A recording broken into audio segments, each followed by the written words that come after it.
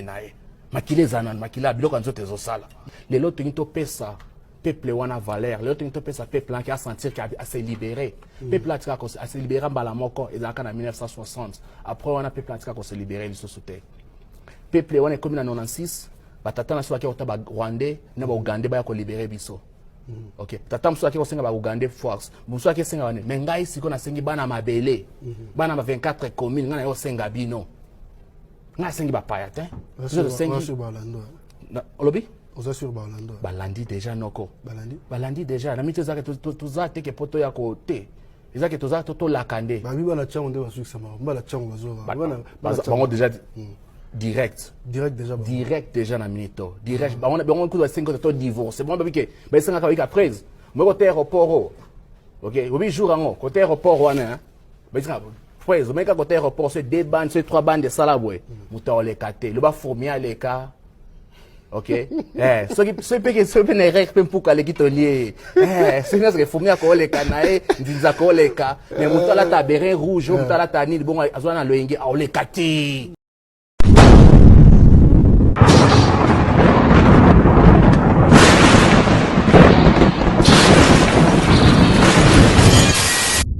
Bonjour, dans Valentinho sur télévision, bonjour dans la communauté congolaise. On a tout le sabino makambo Christian de konabi so oyo asili koya kosala coup d'état katena bande konanga eloko ni komela ki bande konanga Christian azalaki bel et bien na Kinshasa afanda na Kinshasa bandako oyo zaki kuna nde konabi so bombo landi ndenge asali émission na kolaki sabino ki azalaki na kati ya Kinshasa kuma ki déjà afanda na batuna kuna to ebite ndako nini esika nini oyo abatamaki oyo balobi epa ya kamere côté ezaki attaqué to ebite est-ce que bazaki epa na kamere to azaki wapi na ambassade des États-Unis esika bazalaki po baya ko attaquer palais de la nation bande ko na ngai kolana ndenge Christian aza koloba afandaki déjà bata ebele na kati ya Kinshasa azwaki temps na ye na kati ya Kinshasa eti a parvenir kozwa temps ya kokende kozwa na palais de la nation ezaki temps oyo a préparaki selon bango malheureusement nzambe azalaki liboso na contrôle ndeko Christian ameki na ye musapi na mozindo mais akutani na force et tranquille oyo emeki ko neutraliser Christian azana bana Christian kina mwana moko bato so ya na bana mibale to ebite mais bana bakangami ye moko nde oyo kindaki kaka nde momoni wana na bilili bande konanga ezali pasi pe mawa na moment oyo toza na posa kimia na moment oyo to posa to baza na sengo mende kona biso ayeka sibituma ko bimisa biso biloko asika oyo tozali ko satana na ngote est-ce que ezali normal bande konanga komona ndenge mwana mbala lali ndenge mwana mbala limwe aza komo akei kozongisa molimo pa kolonzambe to ebite est-ce que akozala héros to eza sacrifice moko ezali ba question to se poser par rapport ya bato bala na biso ba comprendre est-ce que réellement ndeko oyo asali bon choix ou asali mauvais choix parce que na kati ya Congo élection et komi nango normal moto faut élection après élection toujours changement mais pourquoi kokenzela mandoki bande ko bomoni biloko oyo ezala bande ko musu baza na kati ya Kinshasa oyo baza sima ya makambo oyo ezali ye moko te Christian avatamaki na ndako ya motu afandaki pa motu bomoni émission oyo la kisibino nini azalaki bel et bien na Kinshasa basali émission et après émission ezaki ba 20h et 23h bakoti makambo na bango et j'espère ezali moko ya ko faire comprendre bino idée et puis batu oyo bazali kosakana peut-être na mokonzi ya mboka ba kosakana peut-être na batu ba congolais ba moni ba congolais baza naïf ba profiter ba biki non to kota pe to commencer un problème bande ko ngai bolon lundi et j'espère naza côté la bino soso ba oyo nyoso eza ko lakisa bino ba preuve par rapport ya batu mosusu o baza na kati ya gouvernement baza sima ya makambo oyo parce que ba kokota bango moko te et mandoki wana elekaki wapi et mataki vol nini est-ce que ça ene nini to mitunya wa bauti na ngambo to baza wapi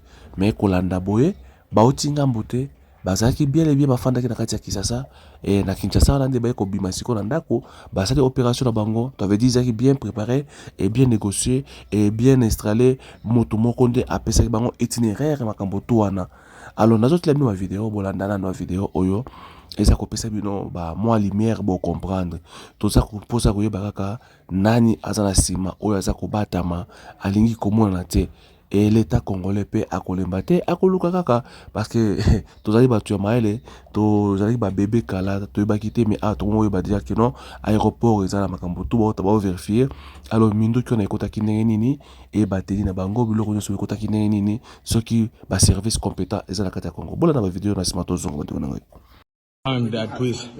bandeko na ngai mapinga ngonga ekoki c'est que continuer na baaventurier oyo ya politique tosa eloko te bozala mpe bazoba te ke batata oyo batinda bino koboya na secours na bango ngonga na biso ekoki ngonga ekoki biso basoda totambusa mboka oyo Kinshasa eza ya kokweya eza na maboko na biso soda oyo nyonso ta osima munduki contre peuple oyo aza ya biso te ndenge oki naseke ngonga yango ekoki bandeko na ngai ingeta brothers and sisters, the time has come for our time. The brave men who walked with me stood up and said enough with this road regime, a dictatorship, a regime that has sucked our blood with the military said enough. I go by the name of Christian Malanga. My brothers and sisters, we came here today to see a change. We acted as a change. Okay? We can't do this alone. We're sick and tired of our politicians. My brothers and sisters, the time has come for us to stand up. Stand up where we are.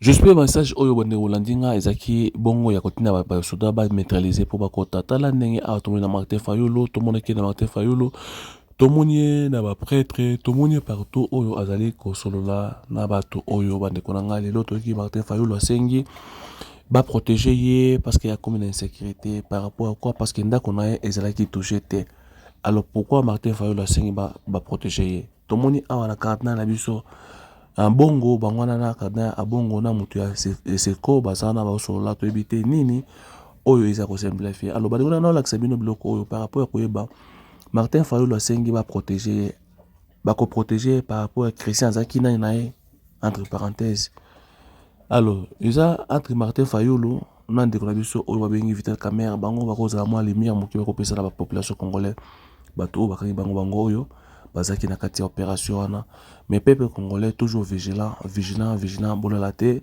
et tout ça toujours ekenge ya kotala makambo to ezokomela biso na ba oyo baza kosala mosala bango ekenge toujours vigilant fait l'homme pona mokonzi ya mboka pe na bato oyo to balingi basala unu ezali malamu te biso ba congolais toza posa kimia toza posa ko relaxa tana biso na bonzambe pe koyeba comment nzambe azo protéger kongo na biso ta ebele ya kolela bana este et c'est les qui décosent pour ça que yaka kusola ba peuple congolais na façon malamu alors bani on a j'espère bon moni Martin Fayulu aza ko réclamer ba protéger na eloko nini parce que ba komona na ndako ya Martin Fayulu te ba biso déjà ba komona na ndako ya ndeko Vital Kamerhe est-ce que Martin Fayulu eloko nini o ezali kotongisa ye pour asenga et protection na ye alors moto amaila ko comprendre alors panda ko Vital Kamerhe ba komaki te bazana parler de nation elongi koloba nini nyonso on eza ba biloko oyo bato maile ba ya ko so attend ya ko vérifier to yaki juste ko laksa bino ba message oyo ba vidéo toute la bino molanda ba vidéo na suka bolanda.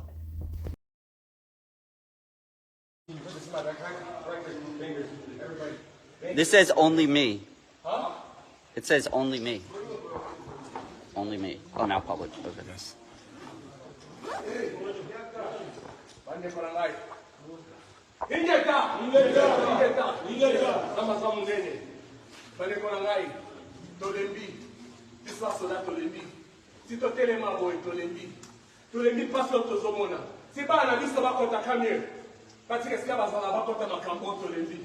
Papa za na mtema mama za na mtema tocheba na biso tokota mwana ba Kamerhe tokota mwana ba Felix te basali kusoba minga kata mboka na biso ingeta mwana ngai ogozola kangai nzamba sa ya solo nzamba ba kako sa te tona mkana mboka sika tokoli na diaspora tokoli libanda pona nyanga kata mo groupe ba tuma ba tamike autant bana basolande bazo vivre eza normalité autant il faut que vivre eza normalité Felix you out Félix, dégage, Yoram! He's coming for you. He's coming for you. Ok, c'est la normalité. La normalité. Le Congo n'existe plus. Le Congo n'existera plus. Le Congo n'existera plus.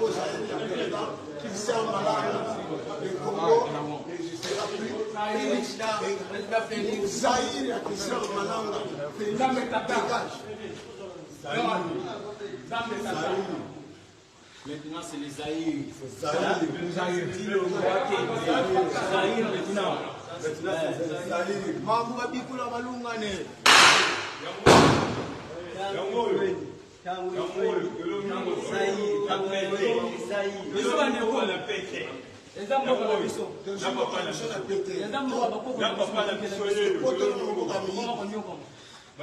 L'homme qu'il faut, l'homme qui fait. Dégage. Dégage. Dégage. Never ever. Yingeta.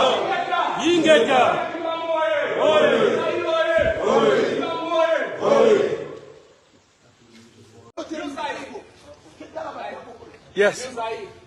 You Zaire, oye! You Zaire, oye!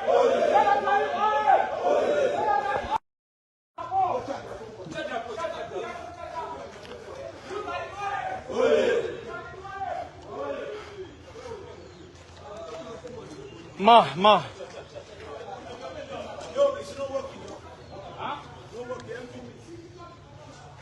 Ah. They said it's not working. Here. Nous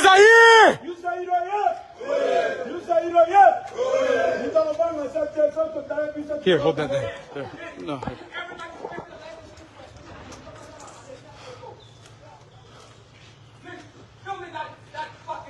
We follow with the idea. You make the bad move. Make this bad work.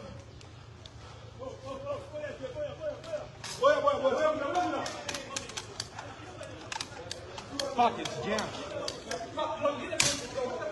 It's not for me.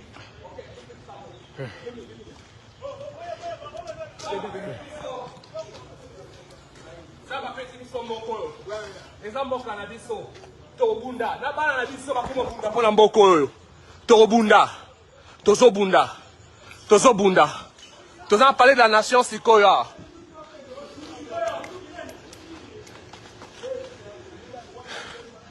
Zaire oye! Zaire oye!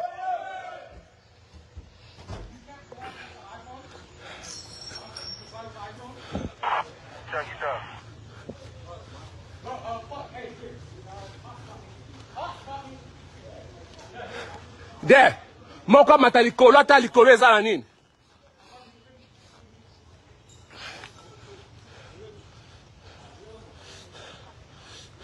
Zaire, bana Zaire.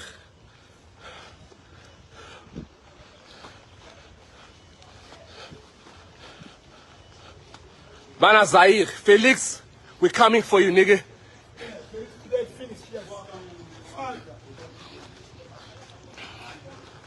Félix, finish. What patrol fang wala?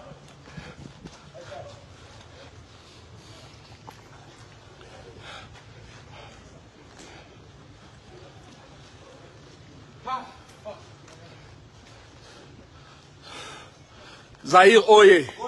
Zaire oye. Zaire oye. Zaire oye. Pamvuluzi oye. Pamvuluzi oye. Pamvuluzi oye. Yingeta. Radi TV nde makambo alobi Radi TV nde makambo 2024 biso nyonso mingi Radi TV to s'abonner chaîne na biso ya kitoko chaîne na biso ya malamu solingo zo makambo nyonso ya RDC na Radi TV. Merci mon ami Emmanuel na Irlande chaîne ya kitoko sale biso Radi TV mingi to s'abonner.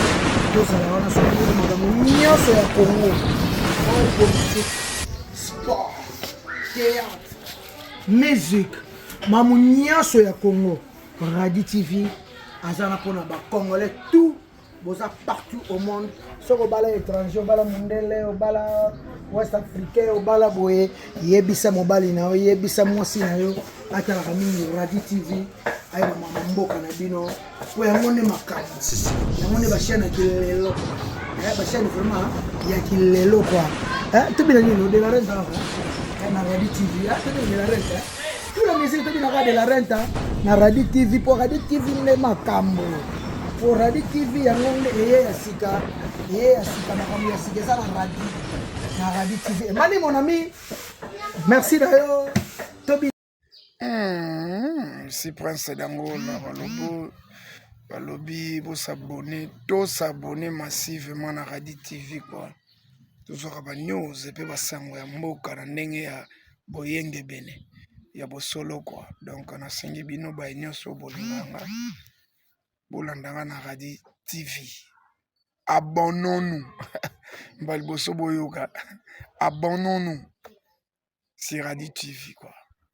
Aïbo